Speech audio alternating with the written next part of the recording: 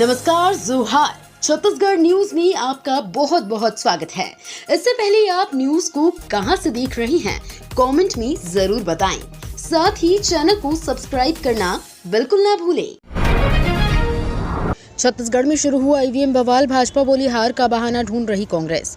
लोकसभा चुनाव के परिणाम से पहले छत्तीसगढ़ प्रदेश कांग्रेस कमेटी के अध्यक्ष दीपक बैज ने ईवीएम को लेकर सवाल खड़ा किया है। उन्होंने कहा कि भारत निर्वाचन आयोग को इस शंका का समाधान करना चाहिए। वहीं सुप्रीम कोर्ट के वकीलों ने PIL दाखिल करने इसकी मांग की थी। दूसरी तरफ इस मामले को लेकर छत्तीसगढ़ के उप मुख्यमंत्री और भारतीय जनता पार्टी के नेता अरुण साव ने कांग्रेस पर तंज कसते हुए कहा कि चुनाव के साथ ही कांग्रेस ने हार का बहाना भी ढूंढना शुरू कर दिया है। वोटिंग प्रतिशत बढ़ने पर छत्तीसगढ़ कांग्रेस ने उठाया सवाल। लोकसभा चुनाव 2024 के 6 चरणों के मतदान संपन्न होने के बाद अब कांग्रेस ने ईवीएम में खराबी का मुद्दा उठाकर जहां बीजेपी पर परोक्ष रूप से हमला किया है, वहीं चुनाव आयोग से इस मामले में यथाशीघ्र हस्तक्षेप की भी मांग की है। छत्तीसगढ़ कांग्रेस के प्रदेश अध्यक्ष दीपक बैज ने सोमवार को इस संबंध में एक प्रेस कॉन्फ्रेंस किया। उन्होंने कहा कि विधानसभा से लेकर लोकसभा चुनाव तक ईवीएम में खराबी देखने को मिल रही है। ये हम नहीं बल्कि सुप्रीम कोर्ट के अधिवक्ता तक कह रहे हैं। छत्तीसगढ़ कोला घोटाला money laundering case Saumya Chaurasia को राहत नहीं। पूर्व मुख्यमंत्री भूपेश बघेल के उप सचिव सौम्या चौरसिया को हाईकोर्ट से अंतरिम राहत नहीं मिली। कोर्ट ने उन्हें जमानत देने से मना कर दिया। उनकी जमानत अर्जी पर हाईकोर्ट ने प्रवर्तन निदेशालय से जवाब मांगा है। अब इस मामले की सुनवाई 10 जून को होगी। सौम्या चौरसिया राज्य में हुए कोला घोटाले और मनी लॉन्ड्रिंग के केस में जेल में बंद है। सौम्या को गिरफ्तार करने के बाद केंद्रीय जांच एजेंसी प्रवर्तन निदेशालय ने छत्तीसगढ़ कोल ट्रांसपोर्टिंग और मनी लॉन्ड्रिंग से जुड़े मामले में प्रमुख आरोपियों की चल अचल संपत्तियों को अटैच किया है। 1 जून को होगी इंडिया अलायंस की बैठक, नतीजों से पहले कांग्रेस अध्यक्ष ने भेजा बुलावा। लोकसभा 2024 का चुनाव अब समाप्ति की तरफ है। 1 जून को देश भर के 8 राज्यों के 57 लोकसभा सीटों पर वोटिंग के साथ ही चुनाव खत्म हो जाएगा और नतीजे 4 जून को घोषित किए जाएंगे। लेकिन नतीजों के आने से पहले ही विपक्ष अपनी जीत को लेकर आश्वस्त नजर आ रहा है। इसलिए चुनाव में अपने प्रदर्शन और गठबंधन की जीत होने पर प्रधानमंत्री समेत कौन सा पद किस दल के पास होगा। पद्मश्री हेमचंद मांझी को छत्तीसगढ़ शासन द्वारा मिली वाई श्रेणी की सुरक्षा। छत्तीसगढ़ शासन द्वारा हेमचंद मांझी को वाई श्रेणी की सुरक्षा प्रदान की गई है। इस संबंध में गृह विभाग मंत्रालय महानदी भवन से आदेश जारी किए जा चुके हैं। गौरतलब है कि राज्य शासन द्वारा प्रोटेक्शन रिव्यू ग्रुप की बैठक में हेमचंद मांझी को सुरक्षा श्रेणी प्रदान किए जाने की अनुशंसा और प्रदेश में वर्तमान सुरक्षा परिदृश्य को दृष्टिगत रखते हुए यह आदेश जारी किया गया है। आचार संहिता के बाद छत्तीसगढ़ में खुलेगा सरकारी नौकरियों का रास्ता।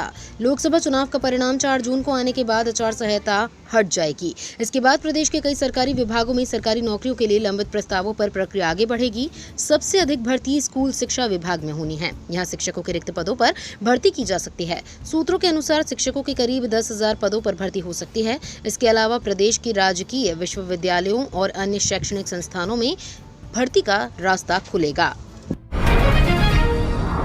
अग्नि सुरक्षा का छत्तीसगढ़ में पुख्ता इंतजाम, दोबारा ना हो धमाका, इसके लिए प्रशासन अलर्ट। भीषण गर्मी में आगजनी की बढ़ती घटनाओं को लेकर भय का माहौल निर्मित हुआ है, क्योंकि आगजनी की घटनाएं गर्मी में सबसे ज्यादा होती हैं। कई जिलों और राज्यों में ऐसी घटनाएं सामने आई हैं। इसे देखते हुए कलेक्टर गौरव सिंह और निगम आयुक्त अविनाश मिश्रा ने अमले को अलर्ट किया है। दोनों अफसरों ने आगजनी की घटनाओं से बचाव के लिए फायर सिस्टम की व्यवस्था दुरुस्त रखने के लिए कहा है। छत्तीसगढ़ में ई-वे बिल की छूट खत्म। 50,000 रुपए से अधिक का माल ले जाने पर करना पड़ेगा ई-वे बिल जनरेट।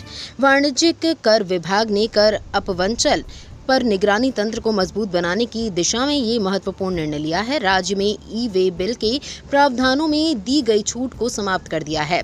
राज्य में व्यवसायियों के लिए अब 50,000 रुपए मूल्य से अधिक के गुड्स का परिवहन करने पर ई-वे बिल जनरेट करना आवश्यक होगा। वर्ष 2018 में ई-वे बिल के प्रावधानों से छूट इसलिए दी गई थी क्योंकि ये प्रावधान नए थे और व्यवसायियों ट्रांसपोर्टर्स को इन प्रावधानों से अच्छी तरह परिचित होने के लिए समय दिया जाना जरूरी था। देश भर में ई-वे बिल के प्रावधान लागू हुए अब 6 साल का समय हो गया है और सभी इससे अच्छी तरह परिचित भी हो चुके हैं। उड़ीसा में छत्तीसगढ़ की बसों को रोकने पर बढ़ा विवाद, 11 जून से थम सकते हैं पहिए। छत्तीसगढ़ और उड़ीसा ट्रांसपोर्ट यूनियन में विवाद बढ़ता जा रहा है। ऐसे हालात में दोनों राज्यों के बीच चल रही यात्री बसों के पहिए 11 जून से थमने की संभावना है। उड़ीसा में छत्तीसगढ़ की यात्री बसों को रोके जाने के बाद यातायात महासंघ से जुड़े ऑपरेटरों ने चेतावनी दी है कि अगर उनकी बसें यहां नहीं चलने दी गई तो वे भी उड़ीसा से आने वाली बसों को छत्तीसगढ़ में घुसने नहीं देंगे। छत्तीसगढ़ यातायात महासंघ के पदाधिकारियों का कहना है कि दोनों राज्यों के बीच अंतर्राज्यीय परमिट के तहत बसों का संचालन किया जा रहा है। जांजगीर चांपा में पावर प्लांट में श्रमिकों ने किया टूल डाउन।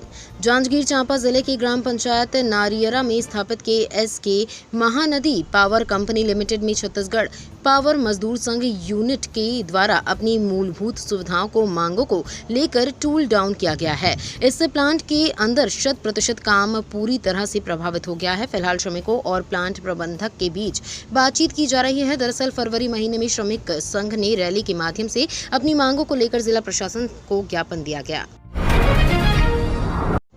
शहर में नहीं रुका कचरा फैलना, 1.5 साल पहले 1.5 लाख से ज्यादा डस्टबिन बांटे। शहर को साफ रखने के साथ ही गलियों और सड़कों पर कचरा न फैले, इसलिए करीब 1.5 साल पहले नगर निगम ने 1.5 लाख से ज्यादा डस्टबिन बांटे थे। 70 वार्डों में घर घर डस्टबिन पहुंचाने की कोशिश की गई, लेकिन शहर में कचरा फैलना नहीं रुका। अब एक बार फिर निगम वाले 2 लाख से ज्यादा डस्टबिन बांटेंगे। आचार संहिता खत्म होने के बाद इसकी खरीदी के लिए टेंडर जारी किया जाएगा। डस्टबिन की खरीदी के लिए 1 साल पहले 1 करोड़ खर्च किए गए थे। इस बार 1.25 करोड़ खर्च करने की तैयारी है। हीट वेव से हाहाकार, छत्तीसगढ़ में बढ़ते तापमान को लेकर येलो अलर्ट जारी।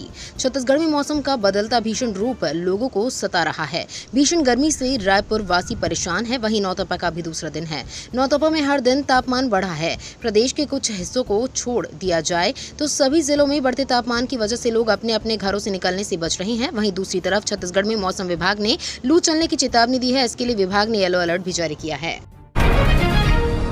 पीएम मोदी पर जमकर बरसे कांग्रेस नेता भूपेश बघेल, बोले 10 बार जन्म लेकर भी वो नेहरू नहीं बन सकते। छत्तीसगढ़ के पूर्व मुख्यमंत्री भूपेश बघेल ने पीएम मोदी पर जमकर निशाना साधा। बघेल ने कहा कि आजकल पीएम कुछ भी कह देते हैं। उन्होंने हमारे घोषणा पत्र को मुस्लिम लीग मंगलसूत्र, मटन, मछली और भैंस का एजेंडा बताकर शुरुआत की थी। राहुल गांधी उस नेता के पोते हैं जिन्होंने पाकिस्तान के 2 टुकड़े किए, लेकिन मोदी जी बिरयानी खाने के लिए पाकिस्तान चले गए। पीएम मोदी नेहरू को बदनाम करके जगह बनाने की कोशिश कर रहे हैं, लेकिन वो नेहरू के पैरों की धूल भी नहीं है। 10 बार जन्म लेने पर भी वो नेहरू नहीं बन सकते। छत्तीसगढ़ के बेटे श्रीमंत झा ने रचा कीर्तिमान। छत्तीसगढ़ के बेटे और भारत के नंबर 1 पैरा एथलीट श्रीमंत झा ने बड़ी उपलब्धि हासिल की है। उन्होंने उज्बेकिस्तान में आयोजित Asia para arm wrestling championship में स्वर्ण पदक जीता है। इस उपलब्धि से उन्होंने प्रदेश का नाम रोशन किया है। उनकी इस उपलब्धि पर प्रदेश के मुखिया सीएम विष्णुदेव साय ने ट्वीट कर लिखा कि छत्तीसगढ़ के बेटे और भारत के नंबर 1 पैरा एथलीट श्रीमंत झा ने उज्बेकिस्तान में आयोजित Asia para arm wrestling championship में स्वर्ण पदक अपने नाम कर समूचे प्रदेशवासियों को गौरवान्वित किया है। मुद्रा पोर्ट पर डॉक हुआ दुनिया का सबसे बड़ा कंटेनर शिप। दुनिया का सबसे बड़ा कंटेनर शिप MSC ANA ने भारत की मुद्रा पोर्ट पर पहुंचा।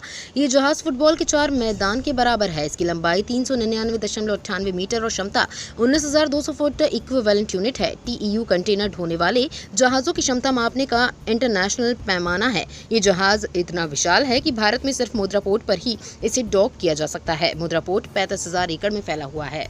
ये तो थी आज की बड़ी खबरें।